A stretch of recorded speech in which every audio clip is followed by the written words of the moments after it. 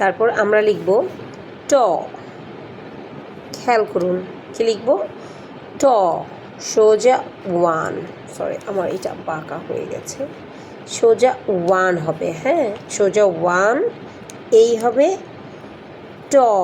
আর এই মাত্রাটা যখন এইভাবে এখান থেকে টানবেন তখন এই মাত্রাটা একদম এখান থেকে দিবেন, ট। এখন আমি লিখব ঠ, ঠ কিন্তু অনেক বাচ্চা লিখতে খুব সমস্যা হয়।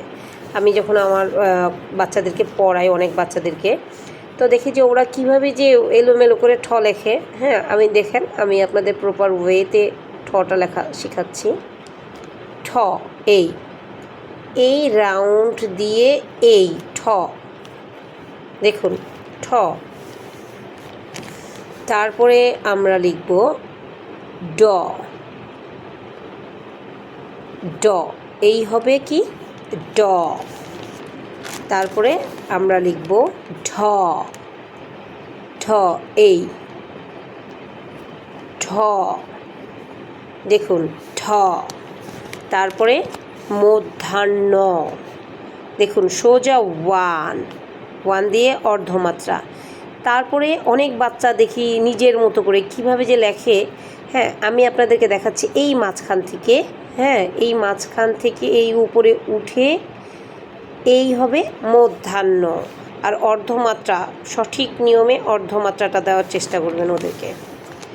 তারপরে এখন আমি লিখব ত, দেখুন এই হবে ত, ঠিক আছে, এটা হলো কি ত। তারপরে লিখুন, দেখুন আমি থ লিখব, এই থ, অর্ধমাত্রা, থয়ে কি আছে অর্ধমাত্রা আছে, থ, থ। তারপরে দ লিখব, এই দেখুন দ, ঠিক আছে দ। তারপরে ধ, খেয়াল করুন ওয়ান দিয়ে একটু নিচে থেকে এই ধ, কি ধ, ধয়ে অর্ধমাত্রা আছে, খেয়াল করুন এখান থেকে, মাঝখান থেকে না, আমরা এখান থেকে এভাবে বাঁকা করে ধ, দেখেছেন। তারপরে আমি লিখব দন্তান্ন,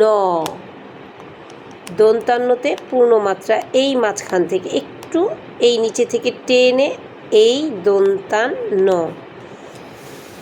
তো আমি আপ্রাণ চেষ্টা করব আপনাদের বাচ্চাদেরকে ঠিক এইভাবে ডটের মাধ্যমে ব্যঞ্জনবর্ণগুলো শেখানোর জন্য। আপনারা বাসায় চেষ্টা করবেন, তাহলে আপনার বাচ্চা খুব সহজে, খুবই সহজে ইজিলিভাবে তারা ব্যঞ্জনবর্ণ স্বরবর্ণগুলো আয়ত্ত করতে পারবে।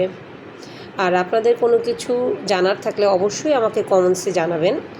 ধন্যবাদ আপনাদের সবাইকে, ভালো থাকবেন, সুস্থ থাকবেন।